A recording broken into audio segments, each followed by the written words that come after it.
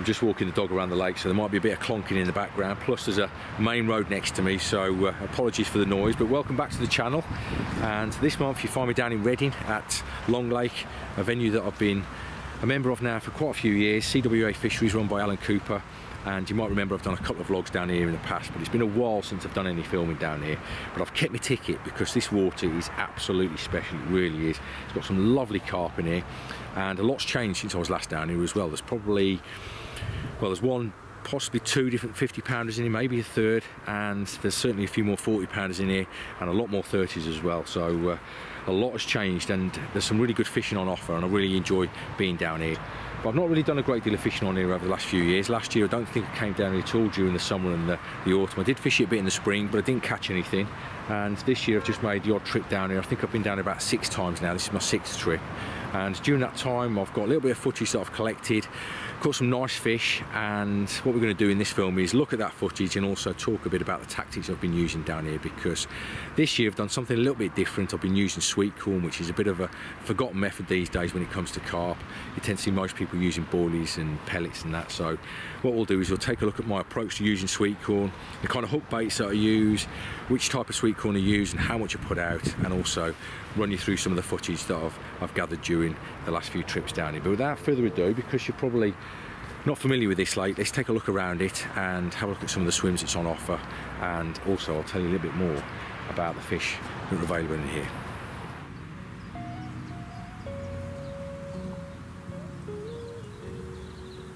Long Lake is roughly 10 or 11 acres in size, and it's run as an exclusive 30-man syndicate by CWA Fisheries. It contains in the region of 80 odd carp, with the late record being a 53-pound mirror. There's potentially another 2 fish in the region of 50 pounds, plus half a dozen 40s and a lovely stock of scaly mirrors, many of which are over 30 pounds, including a fully scaled mid-30. The swims are well spread around the lake, and depths go down to beyond 15 foot in places, and it's got gin clear water, so in the summer there's a bit of weed dotted about, which makes for really challenging fishing. In the summer months you can use only 2 rods, and other than zigs and bait boats being banned, you're allowed to do most things due to sensible rules and a really friendly syndicate.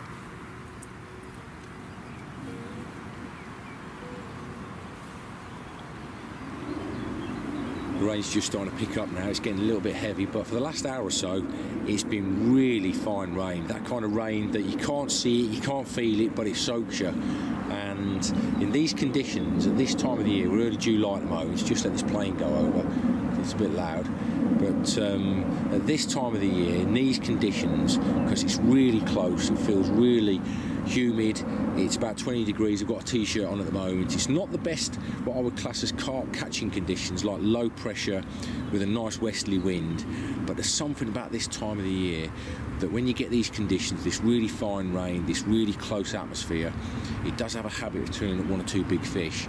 And today there's been quite a few fish showing, especially down to the left where we're looking now, but out in front of me I've seen fish there as well, and I'm fishing to quite a deep area out there. It's probably about 13 foot where I'm fishing to with both rods, and it's a real good spot for big fish, and there's loads of good ones in this lake that's due out. There's quite a few of the big ones that haven't been out, so you know, in these conditions it wouldn't surprise me if something turned up for me today. I've got my last night coming now. First 2 days I've had nothing. There has been fish showing in front of me. This is the second swim that I've fished. We did start off in a swim down to the left there called Little Reedy, and stuck it out for about a day, but out in front of this swim I did see 1 or 2 big ones start to show in the morning, so I decided to move yesterday, and nothing last night, but it does feel good for one today, it really does, so it wouldn't surprise me if something happened.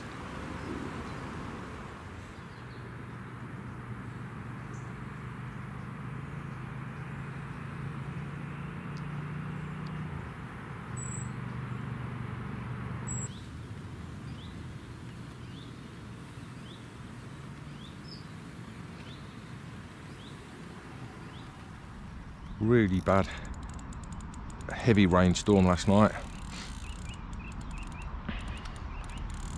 and just sitting there thinking about bite time now, and the right hand rod's just gone, and it does feel like a decent one, if I'm honest.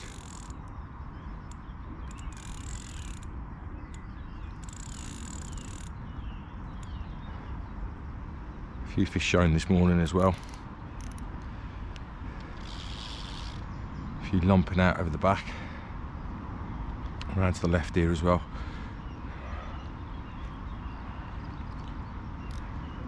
This is plodding up and down all over the place.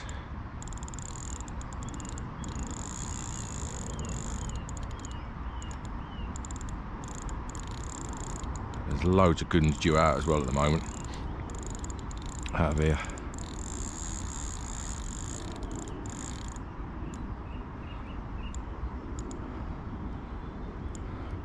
I think there's about 440s that ain't been out this year yet. Oh God. But they all do fight in here though. They all do. Loads of times I've thought I've got a monster on and it's turned out to be a 20-pounder.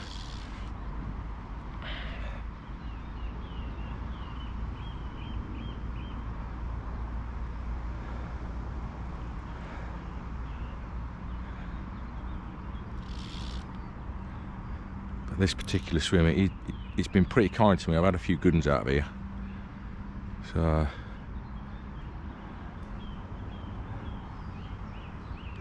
fingers crossed we got another one.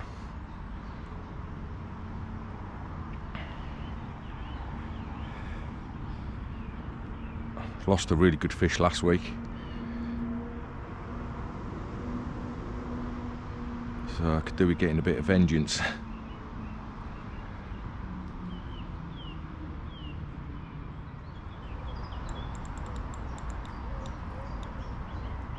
Just don't want to come in.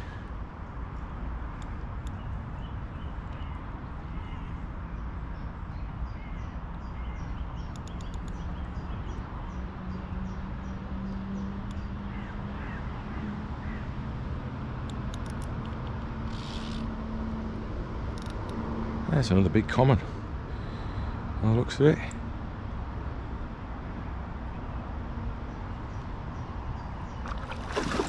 Yeah, big common.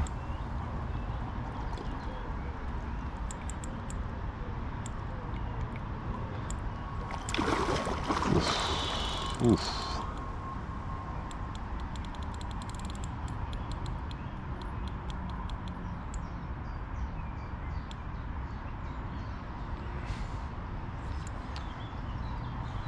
There's about 3 different 40-pound commons in here now, or thereabouts. So I'm guessing it's one of them. The Leany common, stitch tail common, and the priest.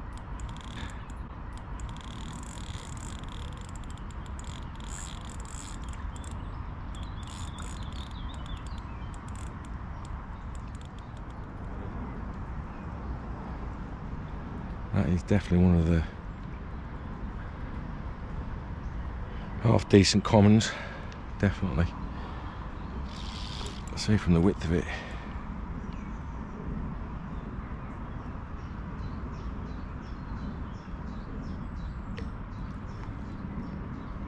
That line's round its fin now.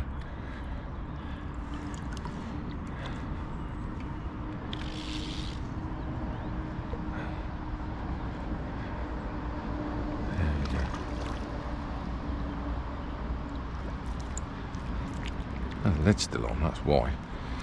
That's why. Oh, I got him. Yes, he's in there. Oh, don't cry. That's why it touched the other line. Oh, the lead's still on.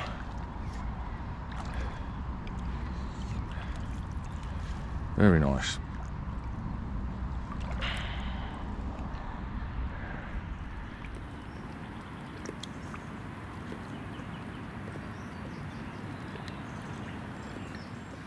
Just caught a fish that I've, since I first saw it, I've wanted to catch it. It's called the Leany common, and it's a lovely old fish, 35 pounds.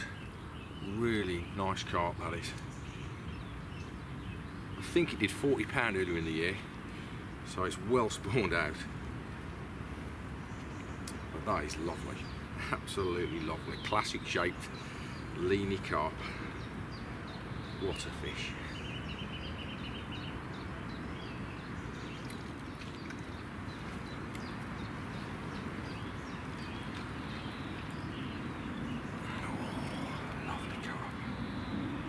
Lovely carp and a mega battle too.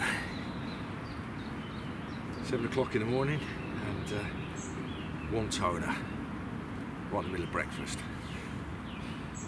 Great way to start the day.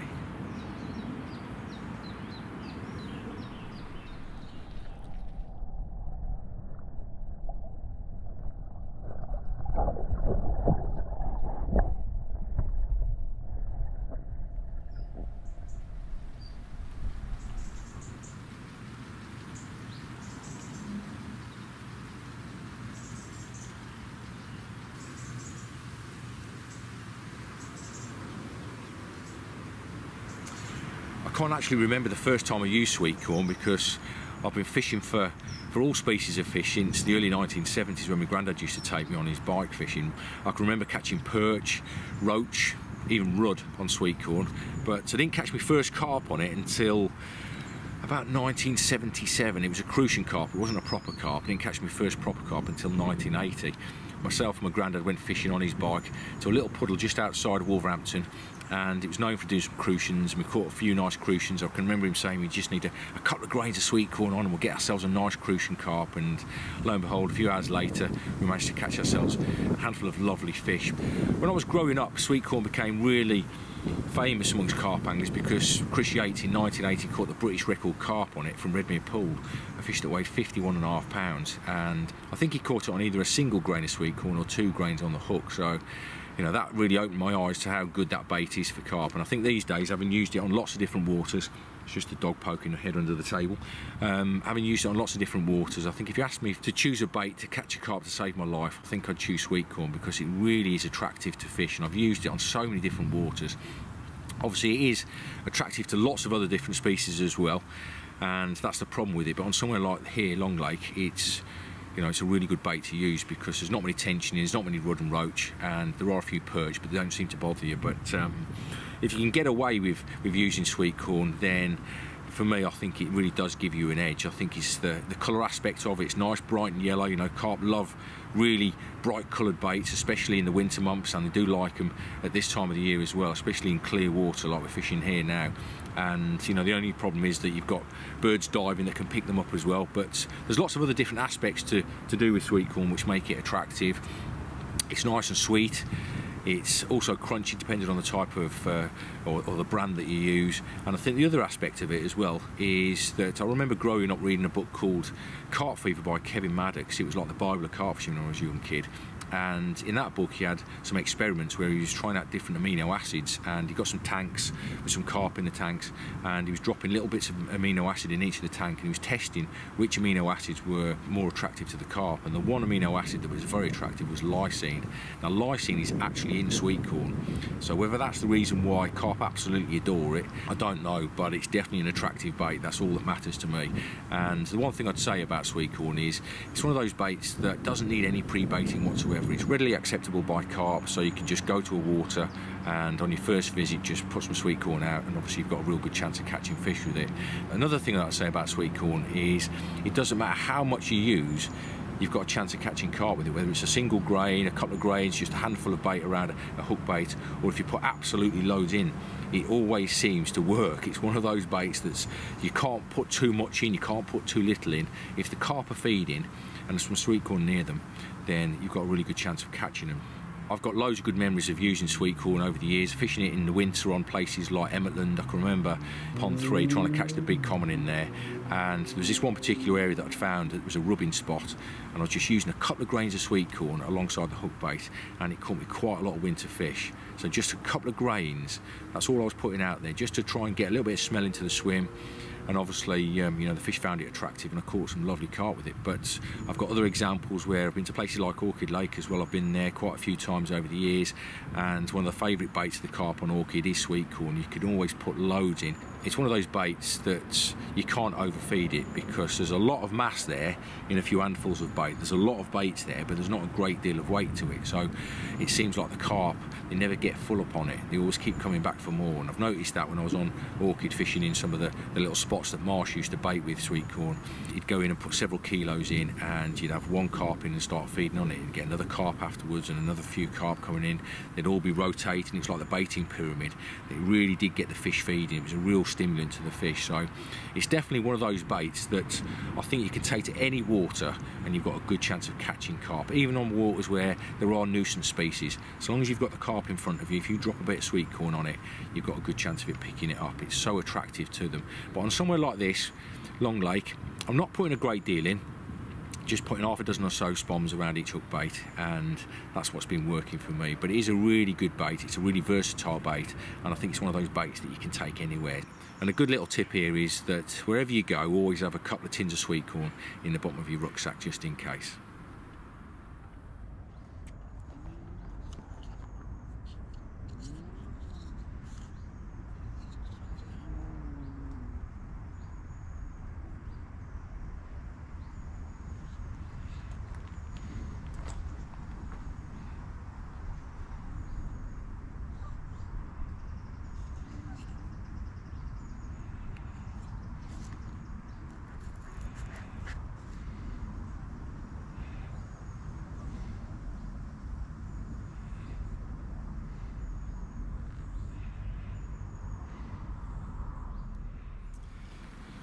The chaos of when you have a fish, everything hanging up.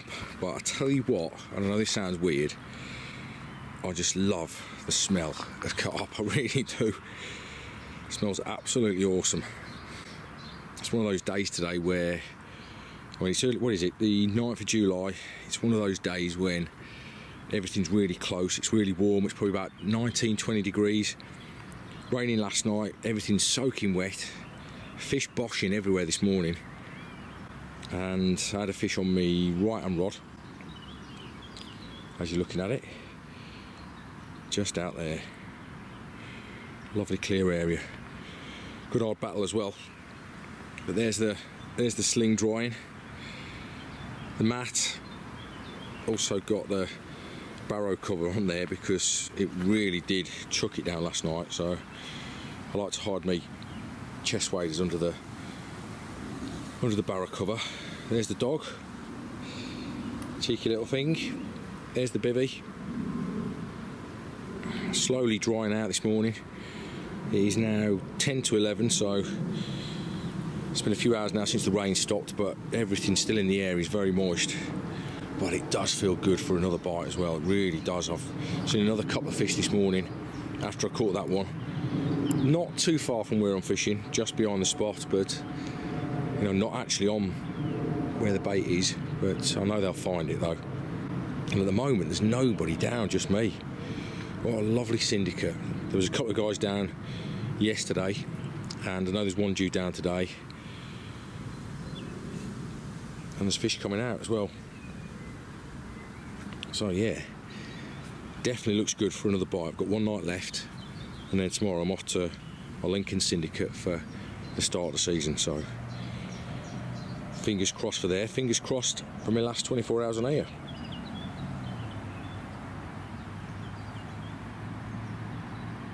The bite time definitely seems to be in the morning at the moment, because that's the second one in 2 mornings that I've caught around the same time, first light. Lovely fish, £29. I think it's called sea scale, which I'll show you why in a minute. There you go. That's why it's called sea scale. Another lovely long leg fish. They're all absolute gems in here. That's why it's a great syndicate to fish on.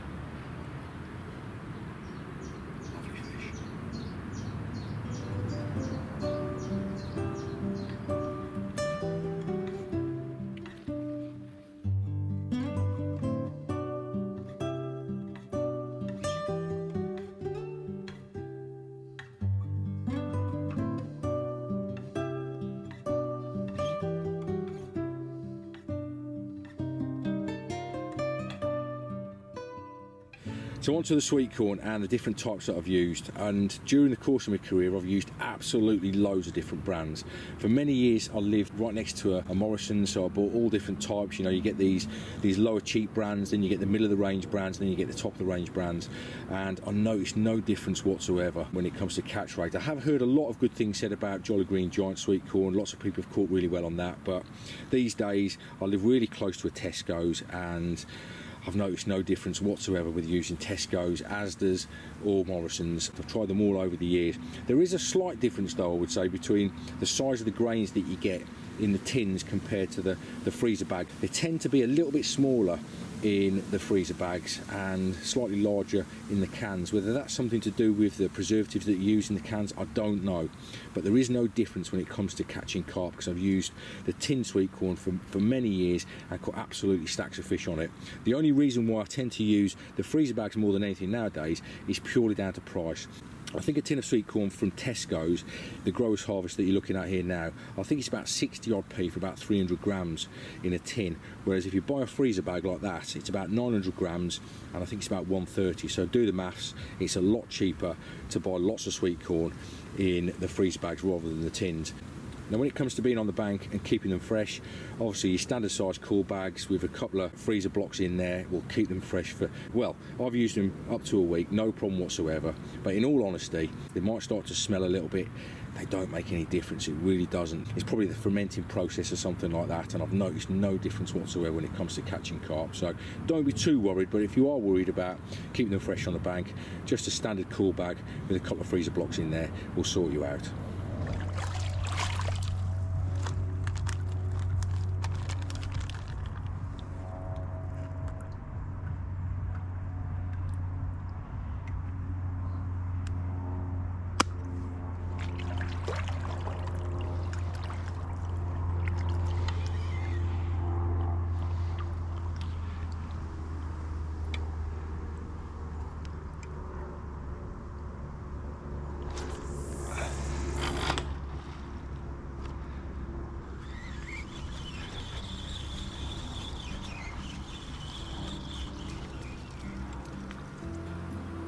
I know a lot of people have been eagerly awaiting the arrival of the EXO 2-man Bivvy system from Avid Carp. Well, the good news is it's part of the August 2024 release, and it's basically a bigger version of the EXO Plus that was released earlier in the year.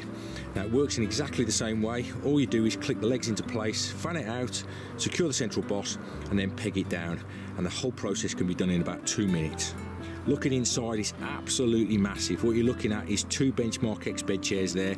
They are the biggest beds in the Avid Carp range, and there's loads of space. It's got all the same features as the EXO Plus, and what you get as a system is the bivvy, the ground sheet, the pegs, the poles, a front mosquito infill panel, a full infill panel, a school cap to give you dual layer protection, and the bag, and it's priced at $699.99. If you want any further details, check it out at avidcarp.com.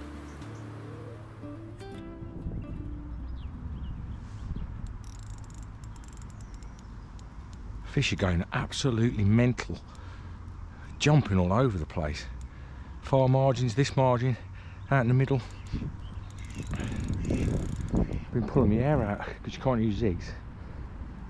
Thinking about putting a rod in the left next door swim, to the right of me, moving swim,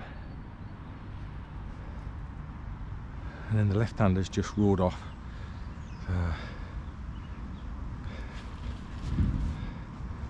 There's one jumped over there now.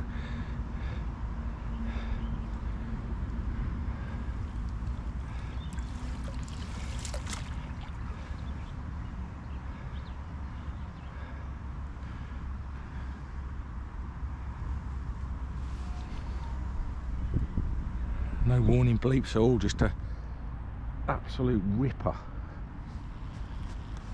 One toner.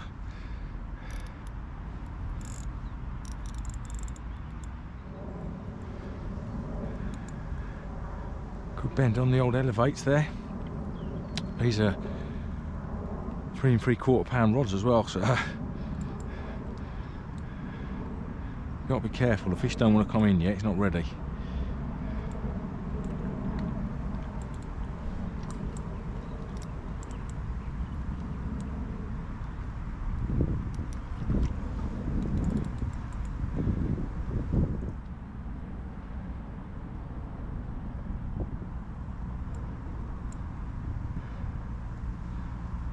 I'm not one for rushing when I'm playing fish.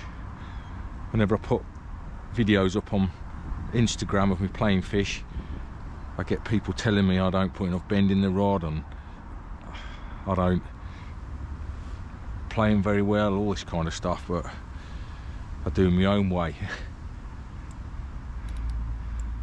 The way that works for me. Sometimes I lose them, sometimes I land them. God, this one definitely don't want to come in, does he?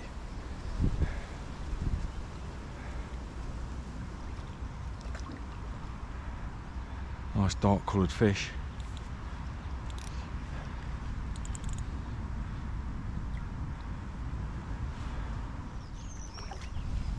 No, still not ready.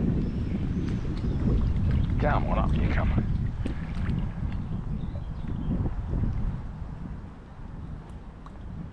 Lovely. That'll definitely do.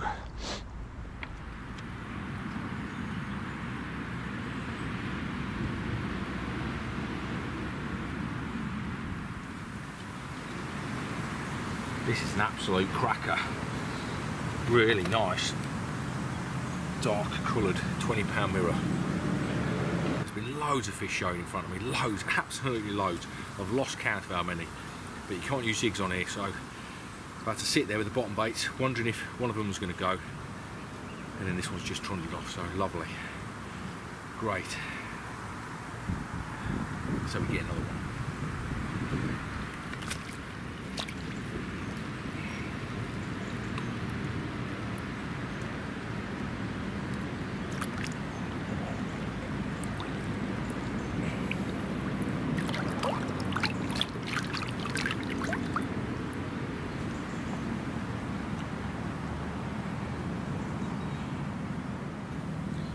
No doubt there's a YouTube channel out there telling you that you need to use a sweetcorn rig over the top of sweetcorn with 15 different components added to it. Well, you can go ahead and do that and I'm sure it'll work for you, but the rig you're looking at now is the rig that I'm using today. It's dead simple, it's no different to the type of rigs that I use when I'm using boilies, and it's been working for me as well. All I've got is an Avid lead clip, I've got a 3.5 ounce lead, I've got 15-pound captive coated hook link on there with all the outer coating taken off, so it's nice and supple. I've got a size 6 snag hook, I've got an XL liner, and I've got a PB wafter from DNA Baits as the hook bait. It's nice and tight, the hair is, and that's just how I like it, and it's worked really well for me for many years on lots of different waters. Now, if I was getting a little bit paranoid with my rig and thinking that the fish are doing me and just leaving the hook bait, the one thing that I would probably look at first is the size of the hook bait. You can see that PB wafter is nice and big compared to the grains of sweet corn that I'm feeding with, so it might look a little bit obvious to the fish that that's the danger one.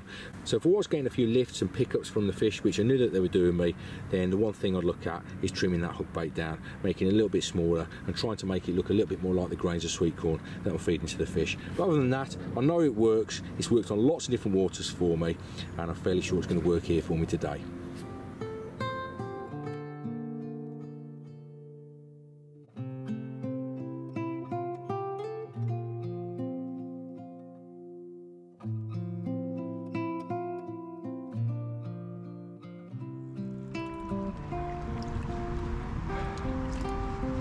God, this has gone everywhere. All over the place.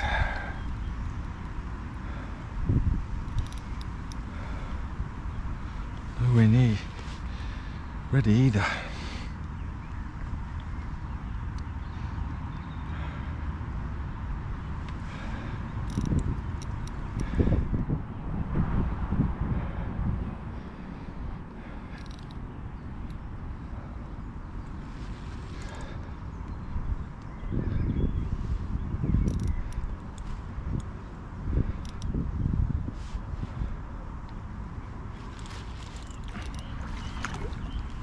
Maybe. I don't know. Don't know what it is.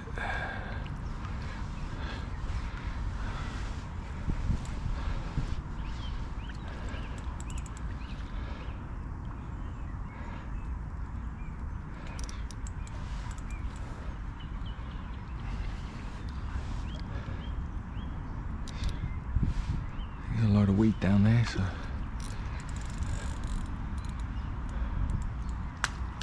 It's a common, I think.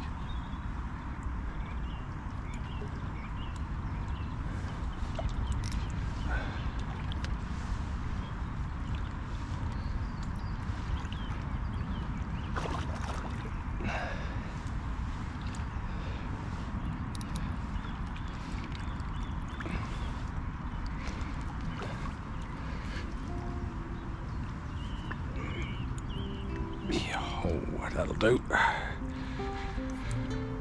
Very nice. Oh.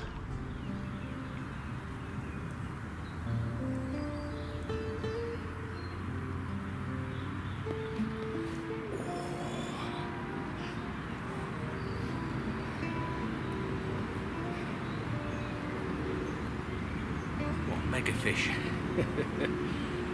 What a lovely fish. Good old scrap as well.